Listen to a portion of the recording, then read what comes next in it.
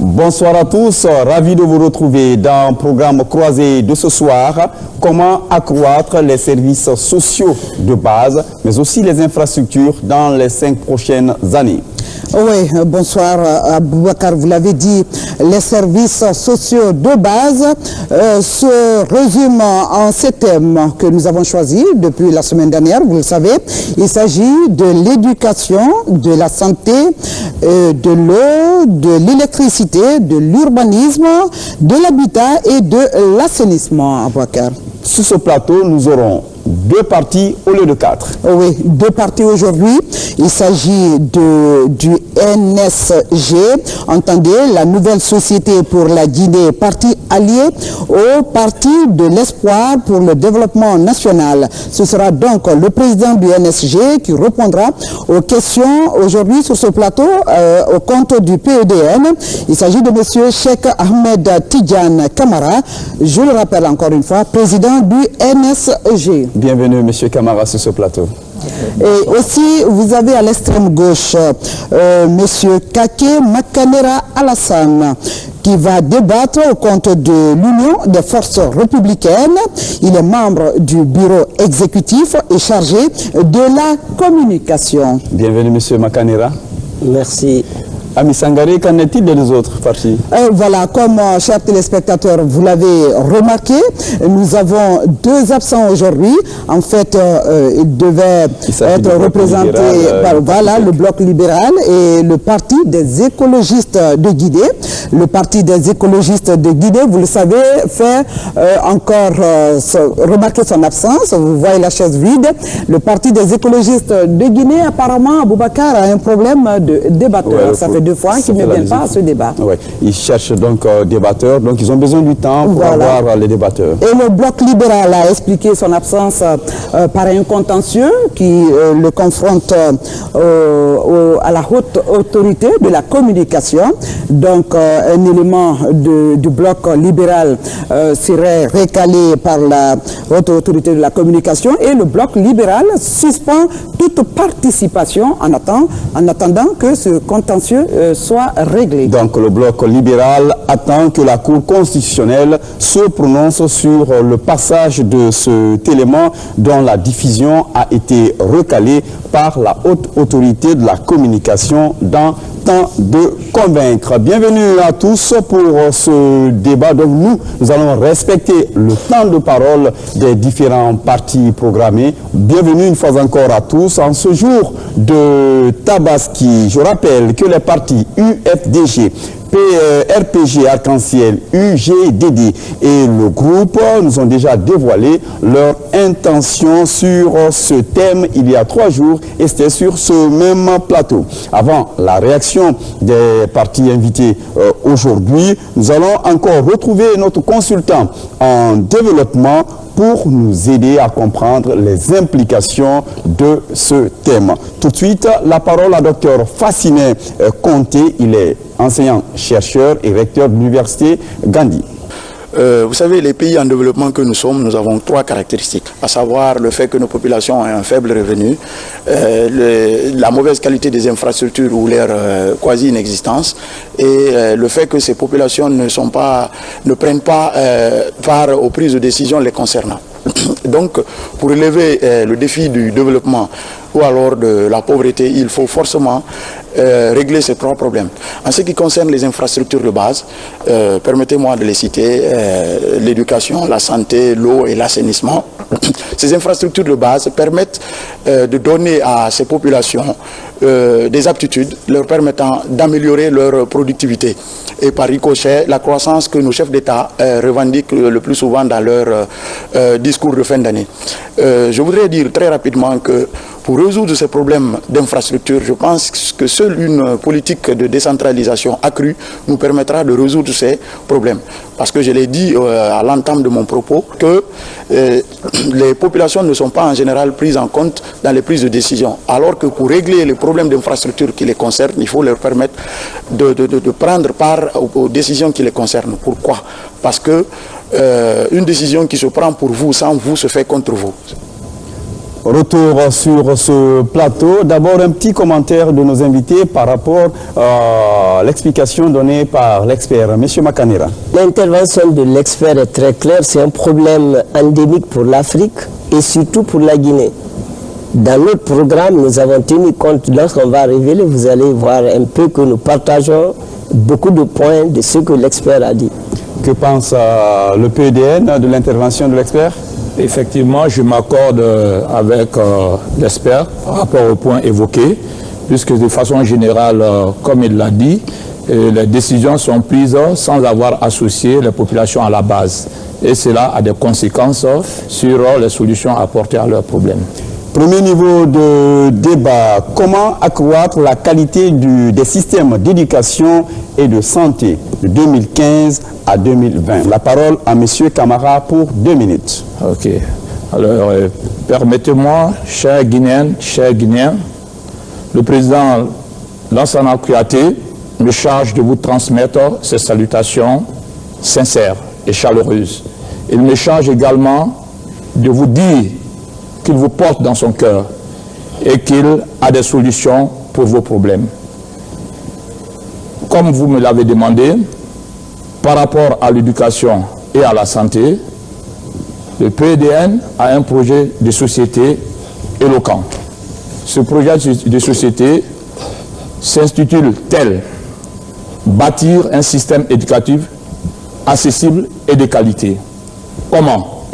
Par le transfert de la formation des enseignants au niveau régional, par la mise en place d'un programme de construction d'infrastructures scolaires au niveau local, par la mise en place d'un fonds de soutien à l'enseignement privé, par la création dans chaque collectivité locale d'un programme de cantine scolaire, par la mise en place d'un programme d'insertion professionnelle pour les jeunes, par la mise en place d'un programme de bourse d'excellence pour les meilleurs élèves, par la mise en place d'un programme d'infrastructure universitaire visant du moins à doter les principales universités régionales d'équipements et de moyens adéquats. Créer également un fonds de soutien à l'innovation scientifique et technologique. Merci, M. Camara. Et sur le plan de la santé? Sur le plan de la santé, nous avons décidé d'assurer à chacun des services de santé adéquats et de proximité. Pour cela, le PEDN propose de construire et d'équiper dans chaque région administrative un centre hospitalier universitaire.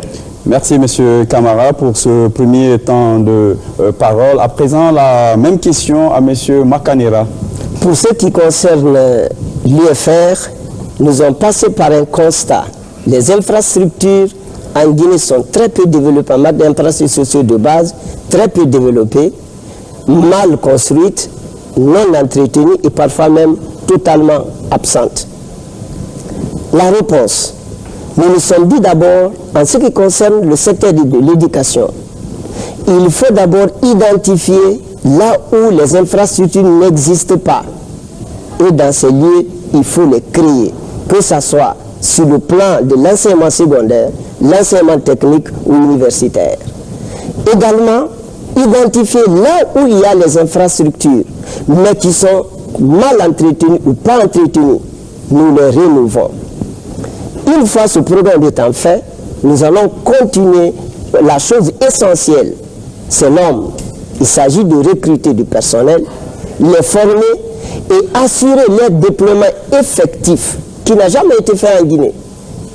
Tout le monde, tous les fonctionnaires, tous les agents publics sont à Conakry, plus de 52%. Nous allons effectivement assurer leur déploiement avec les mesures d'accompagnement. Ensuite, comme élément sur l'éducation, instaurer l'espoir dans les instituts d'enseignement et dans les écoles. L'espoir, parce qu'aujourd'hui c'est le désespoir total. En Guinée, on dit le premier à l'école n'est pas premier dans la vie. Nous allons faire de telle sorte que le premier à l'école soit le premier dans la vie. Ce type d'éducation d'élite que nous voulons pour la Guinée en matière de formation tout court. En matière de la santé, nous allons faire la même démarche. éviter les erreurs de DSPP, les différents DSPP. Il ne s'agit plus de construire et il n'y a pas de médecins, ou construire, il n'y a pas d'enseignants. C'est ce qui a été fait dans le cadre des SRP. Nous avons des centres de santé sans enseignants. Monsieur Makanera, à présent, place au débat. Première question posée par Ami Sangaré aux deux représentants de candidats. Voilà, moi je reviens sur les propos de monsieur Cheikh Ahmed Tidiane Kamara qui parlait tantôt du transfert de formation au niveau sous-régional. Il se trouve aujourd'hui que nous avons déjà des structures de base qui peuvent servir à cette formation de l'enseignant. Pensez-vous qu'il faut renforcer celle-là ou encore il faut d'abord prioriser le transfert au niveau sous-régional? Et pourquoi? Je crois que je ne me suis pas fait comprendre. Je n'ai pas dit au niveau sous-régional, j'ai plutôt dit au niveau régional. Régional, ok, autant pour moi. Ok. Donc, je crois que la question ne se pose pas puisque vous estimez déjà que le problème peut se résoudre au niveau régional. Pourquoi? Pourquoi? Oui. En fait, le transfert de formation des enseignants au niveau régional est d'autant plus important que dans chaque zone, on pourra implanter des ENI. On n'aura pas besoin de tout centraliser à Conakry. Et c'est une manière d'impliquer chaque région de façon active au transfert de formation, sans vraiment mettre assez de lourdeur dans le développement des enseignants. Ne pensez-vous pas que ces structures existent déjà au niveau régional? J'avais compris régional au niveau continental, oui. Mais puisque je comprends maintenant que c'est au niveau national, oui. Est-ce qu'au jour d'aujourd'hui, nous n'avons pas ces structures déjà implantées à chaque niveau régional? Les ENI, je fais allusion par exemple aux écoles nationales d'instituteurs, par exemple. Oui, bien sûr au niveau primaire. Bien sûr que nous en avons, mais pour la plupart, nous avons besoin également de renforcer ce transfert de connaissances dans ces zones. Monsieur Makanera, vous pensez que c'est l'urgence au niveau de l'éducation aujourd'hui? Bon, l'éducation, ce qui est vraiment urgent, il suffit d'abord de renforcer l'éducation de base. Parce que le gouvernement a fait une grande erreur, c'est-à-dire si je dis le gouvernement, pas si le gouvernement, c'est le fait de recruter des enseignants, soi-disant enseignants, qui ont bénéficié d'une formation de 2 mois, on les envoie dans les écoles primaires, qui ne peuvent même pas parler français et qui doivent enseigner en français. C'est pourquoi on a aujourd'hui des problèmes. Ainsi, nous avons insisté dans notre programme à la formation d'un enseignement de qualité. Donc il faut des enseignants de qualité. Donc ce que propose le PDN ne garantit pas l'enseignement de qualité. En tout cas, PDN, le programme ne se chevauche pas dans ce domaine. Comme l'a dit mon confrère, M. Makanera, nous estimons qu'il faut mettre en place une formation adéquate des formateurs. Quand cela est fait, alors il est possible d'avoir un enseignement de qualité. Ne peut enseigner que quelqu'un qui est apte à l'enseignement. Ne doit pas enseigner n'importe qui. Alors la formation des formateurs est un élément important pour avoir des résultats crédibles en matière d'éducation. À présent, la santé. Ami Sangaré. Oui, la santé, l'un de nos interlocuteurs parlait tantôt aussi de construction, d'établissements sanitaires. Oui. Quelles seront vos stratégies de ressources en matière de construction? Pour le financement de toutes les infrastructures dans notre programme, nous avons identifié des sources de financement. Il y a d'abord le financement étatique, qui viendra essentiellement de ce que nous avons qualifié le dividende de la bonne gouvernance économique et financière. Quand on gère bien, vous savez bien que la dépense publique en Guinée est inefficace. On vous parle de la surfacturation, ainsi de suite des travaux faits. Quand on gère bien, on va dégager une rente. Cette rente va être source de financement. J'ajoute à ce niveau rapidement, vous le savez que toute dépense en Guinée nécessite le paiement au niveau de financier les 10%. On va mettre fin à la pratique des 10%. Parce que quand notre parti... C'est officiel ou vous dites... Mais c'est toléré. Mais le président de l'Assemblée nationale sortant en 2005 a clairement dit aux députés, si vous savez que pour tirer l'argent de l'Assemblée au ministère des Finances, le montant que je paye, minimum je paye 10%. Donc un président de l'Assemblée nationale a dit... La santé en souffre? Mais tous les secteurs, chaque fois, globalement, je dis comment on peut financer. C'est-à-dire on va faire l'économie budgétaire sur la mauvaise gestion que nous avons qualifié le dividende de la bonne gouvernance économique et financière. Quand on va lutter contre la corruption dans les secteurs de dépenses publiques, la gestion saine des dépenses publiques, on va avoir une masse d'argent. Quand nous avons calculé sur les 5 000 milliards qui passent dans les marchés publics en Guinée, les 5 000 milliards, on peut aller jusqu'à 7 000 milliards lorsque le budget a 15 000 milliards. Et vous prenez 10%, vous allez vous trouver avec des 1000 milliards. Dites-nous, vous allez consacrer combien % à l'éducation? Par rapport à la santé, l'éducation d'abord, nous allons consacrer 30 à 40% du budget. Ok. Au minimum 20% pour la santé. Pour la santé, ça fera déjà 50% du budget national à ces deux secteurs seulement. À ces deux secteurs. Merci, M. Makane. Et vous, au niveau du PDN? Oui. Au niveau du PDN, comment vous allez financer ces deux volets, santé et éducation? À quelle hauteur? Nous allons les financer relativement pour l'éducation à hauteur de 30 à 35% et pour la santé à hauteur de 20%. Maintenant, le financement proviendra dans un premier temps de la mobilisation des ressources internes, puisqu'il y a beaucoup de ressources internes qui à ce jour ne sont pas mobilisées. Ce sera une première stratégie de financement. Mieux encore, nous allons créer un cadre attrayant, un cadre juridique qui convainc le bailleur de fonds et l'investisseur, afin qu'ils viennent financer nos différents projets. Au jour d'aujourd'hui, malgré la conjoncture du moment, les institutions financières internationales sont en surliquidité. Si nous leur garantissons un climat favorable de dépenses d'investissement, j'espère qu'on n'aura pas de mal à avoir l'investissement qui nous permettra de financer nos projets. Actuellement, il y a les pouvoirs publics qui ont récemment avancé l'idée d'une nouvelle architecture par rapport au niveau sanitaire pour améliorer l'accès des populations aux services de santé. Ils parlent de pyramide sanitaire. Je ne sais pas quelle réaction, c'est-à-dire mettre en place des services de base solides, des dispensaires, des centres de santé améliorés avant d'aller vers les CHU. Je ne sais pas comment vos différents programmes réagissent par rapport à cette proposition.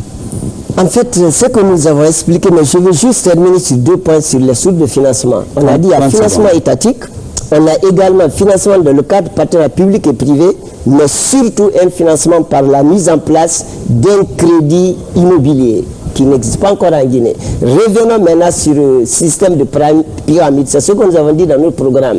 Il s'agit d'abord de renforcer les structures sanitaires de base, les doter de moyens essentiels. Quand on parlait d'eau et d'électricité, on en parlera, pour que beaucoup de problèmes soient réglés à ce niveau. Donc, parce que même si on a mot de tête, il faut venir à Donka. Vous avez une harmonie de vue on a une, avec la politique déjà à la seule différence, nous allons insister sur la gestion. Parce que dans le programme de pyramide, il n'y a pas de l'aspect gestion est abandonné. Monsieur Camara? Effectivement, nous sommes d'accord avec cette proposition. Mais au-delà de cette proposition, je tiens à signaler aux frères guinéens qu'au jour d'aujourd'hui, il y a beaucoup de Guinéens qui meurent pour des problèmes de tension, des problèmes de tension artérielle. Et à ce niveau, nous prévoyons de recruter un certain nombre de jeunes qui subiront des formations auprès des médecins. Mais là, qu'est-ce qui se passera? Ce sont ces gens qui iront vers les populations pour prendre leur tension, au besoin leur donner des produits ou leur donner des conseils pour une meilleure hygiène de vie. Merci pour cette première partie. La deuxième partie à présent avec cette sous-question eau et électricité pour tous. Comment relever ces défis dans le pays qui est considéré comme étant le château d'eau de l'Afrique de l'Ouest? Monsieur Makanera. Bon, pour l'eau et l'électricité, nous commençons d'abord l'électricité. Pour l'électricité, notre parti a des programmes clairs. D'abord, nous allons partir vers les micro-barrages, tels que le Maroc. Il y a des exemples reçus pour rendre autonomes les préfectures. Là où on ne peut pas faire de micro-barrages, on va encourager l'énergie solaire renouvelable pour éviter l'emprise de EDG, la centralisation trop forte. Par après, progressivement, nous allons faire les barrages à usage industriel pour faire face à l'industrie. On va séparer les deux. Consommant électricité domestique, on va les produire à part et l'électricité industrielle à part. L'électricité domestique, on va encourager l'aspect qu'on appelle ici l'énergie renouvelable, par exemple le solaire, et puis les barrages. On a 1400 cours d'eau qui peuvent être capables de donner de l'électricité. Ça, c'est dans le cadre de l'électricité. L'eau, c'est la même politique.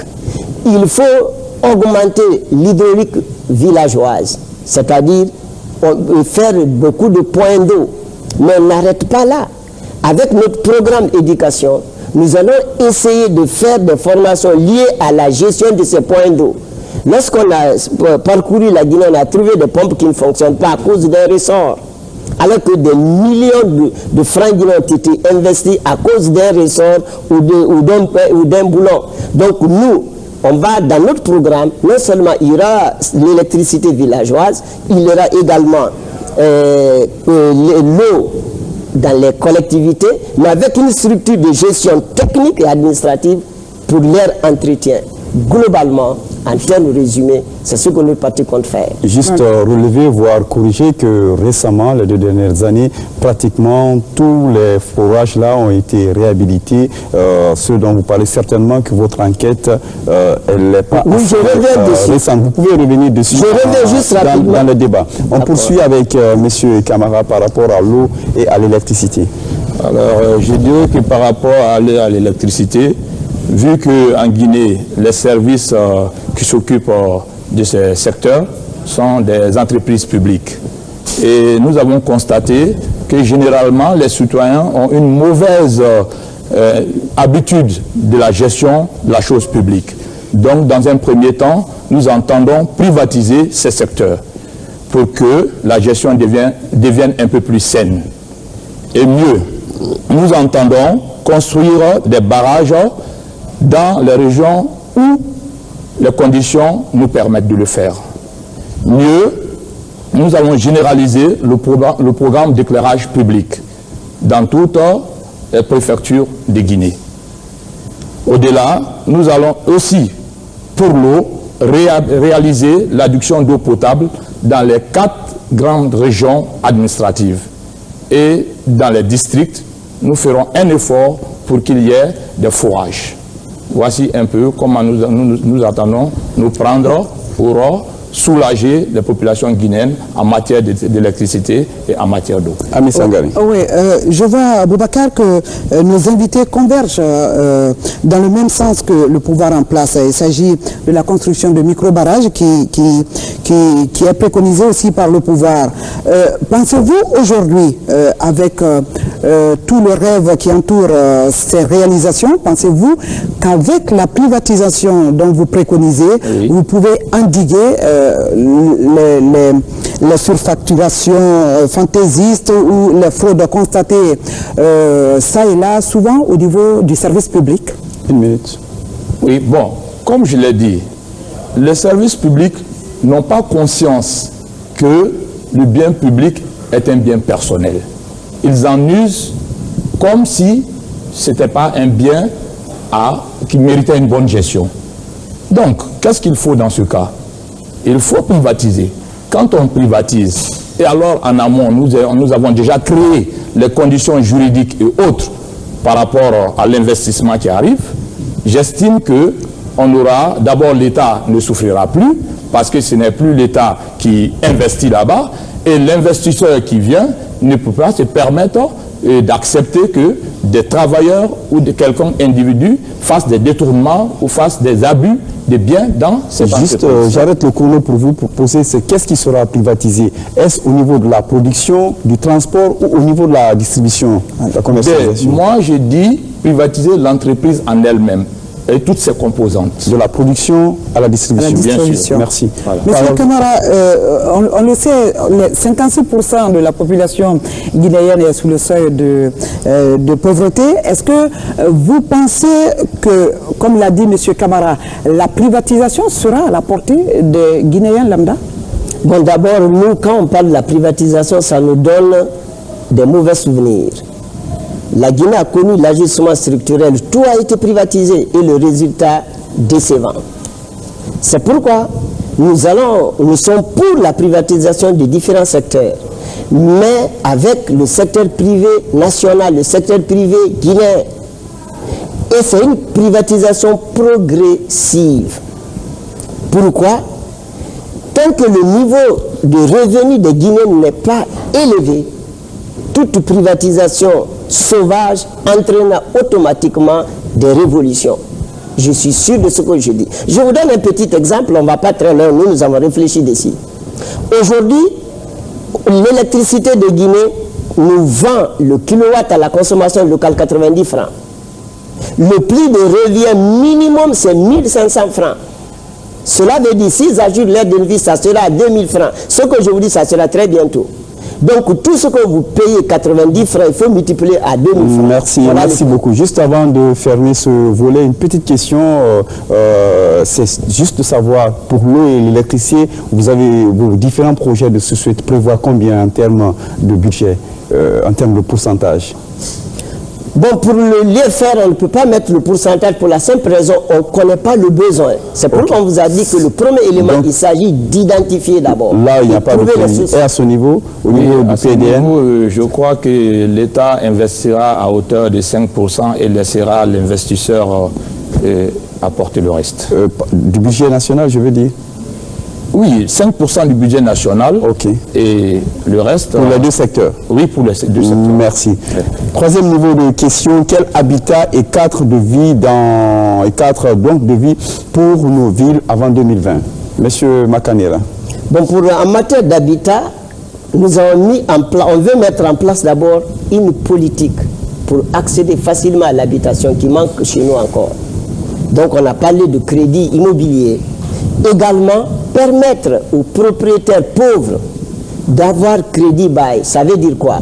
Si vous regardez à Madina, les anciens habitants de Madina ne sont plus là-bas. C'est la même chose à Conakry, bientôt à Kobaya.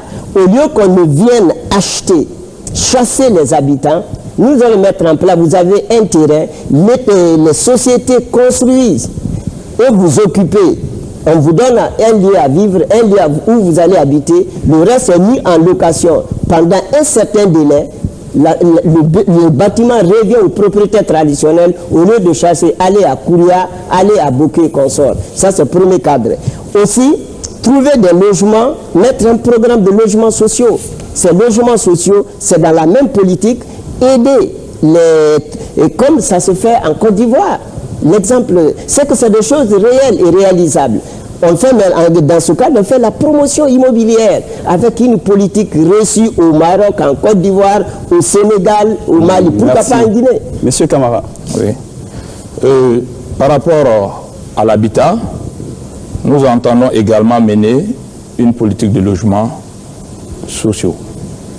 Ces logements sociaux doivent permettre aux populations d'acquérir des maisons à moins de frais. Également, nous avons aussi un programme d'HLM, c'est-à-dire des habitations à loyer modéré pour les personnes de revenus faibles ou moyens. Donc, par rapport à ce volet, nous ferons encore appel à des investisseurs, à des sociétés immobilières.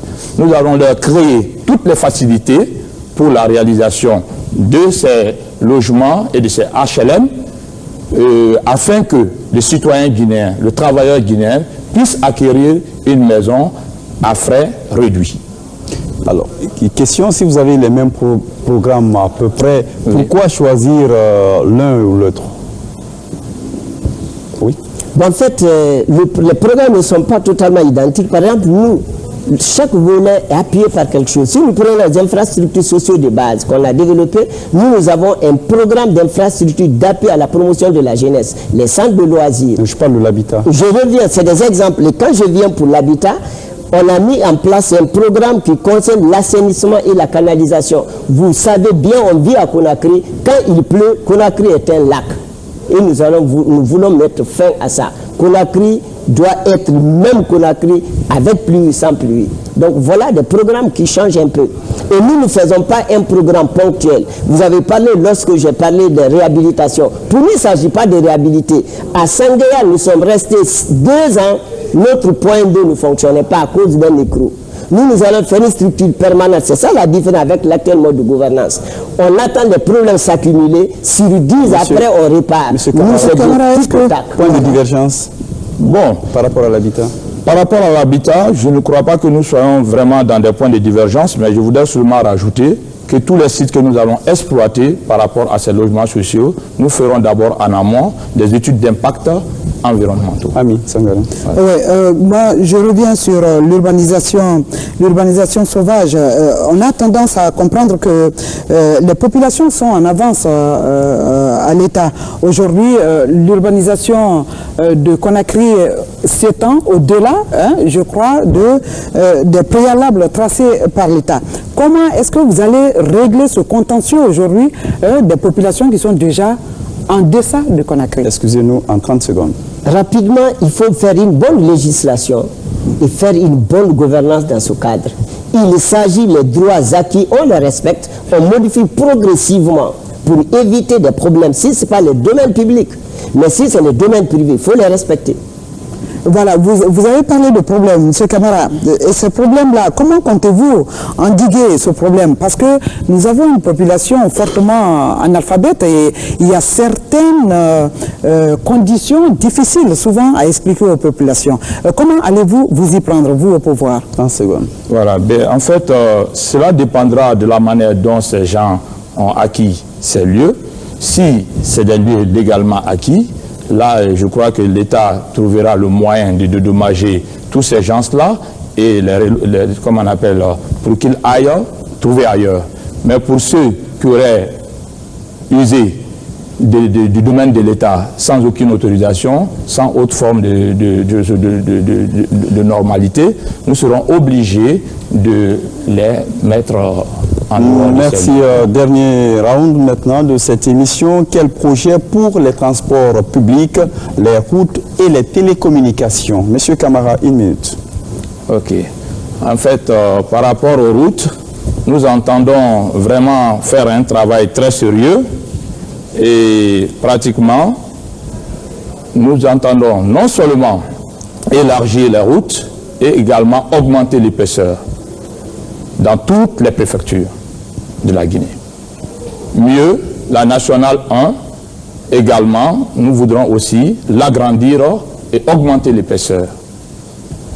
Parallèlement à ça, les canaux d'évacuation, les canalisations, les caniveaux doivent se faire conformément à nos saisons. Puisque nous savons que nous avons une pluviométrie très importante, alors nous ferons intervenir des ingénieurs conseils qui analyseront la qualité des ouvrages avant que nous les mettons en place. Vous n'avez rien dit sur les transports publics et les télécommunications, il vous reste 5 secondes. Bon, au niveau des transports publics, nous entendons mettre à la disposition des populations au moins 500 bus. Merci, Monsieur Camara. Monsieur Makanera, à présent. Bon, pour d'abord le transport, nous avons les infrastructures de développement, c'est les routes. On va prendre l'exemple, on va faire de telle sorte que Zéro-Kouré, Labé et Conakry soient facilement joignables. La raison, si vous partez à Zéro-Kouré, vous allez vous rendre compte qu'il y a beaucoup de rapports, des échanges entre Zéro-Kouré, la forêt et la Côte d'Ivoire que Conakry, que la Guinée. Donc il faut faciliter parce que c'est problème de route. On va essayer d'investir également dans ce qui concerne les routes à péage, ça c'est le programme à long terme, mais à court terme on va réhabiliter les aéroports régionaux qui n'existent plus et le transport ferroviaire. Là on a ça comme programme à moyen terme et à court terme, c'est-à-dire les 2 premières années et par rapport au transport. Il faut continuer à encourager la privatisation du secteur transport.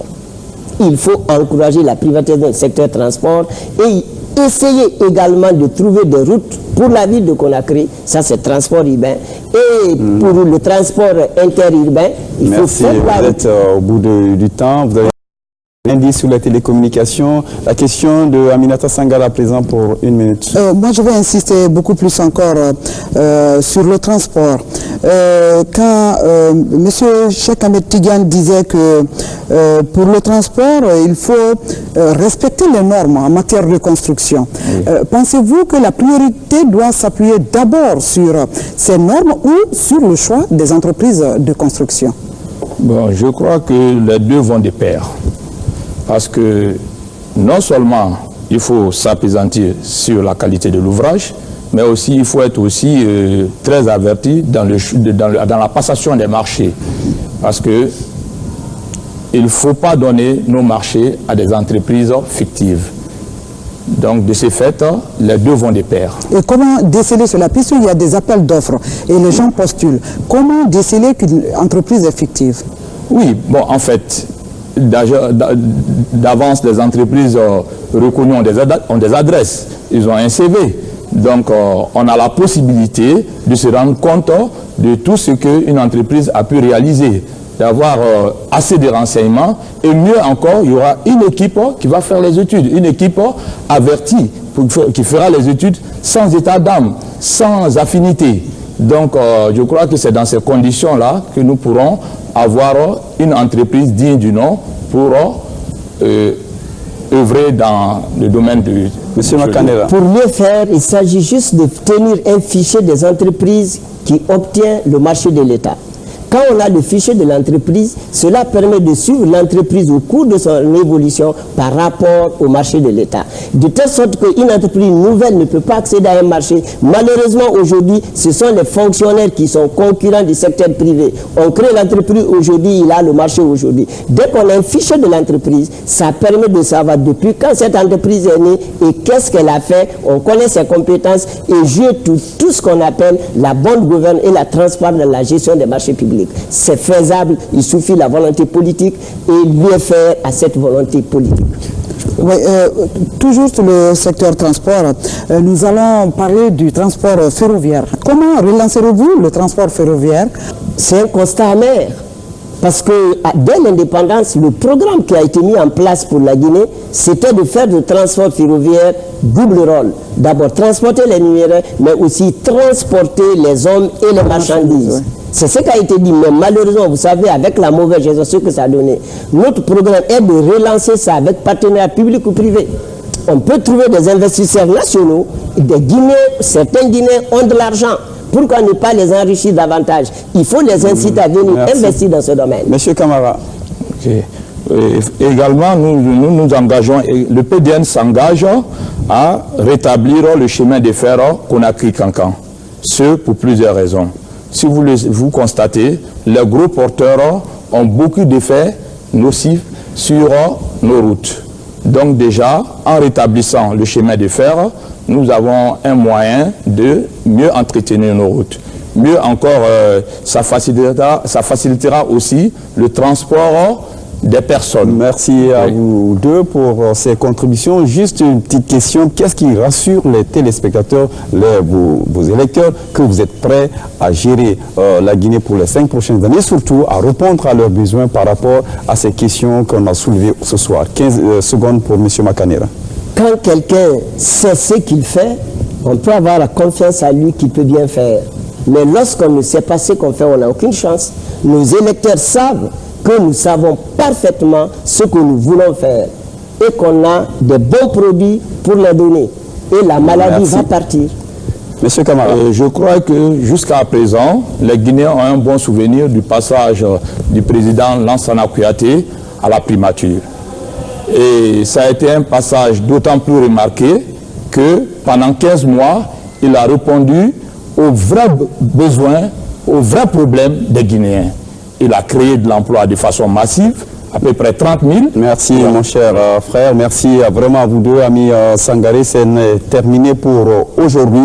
Merci à vous qui avez suivi cet entretien aujourd'hui avec les deux au lieu de 4 partis. Donc je rappelle les partis qui étaient absents sur ce plateau, il s'agit du du Parti des écologistes de Guinée, le Parti PEG et le Bloc libéral.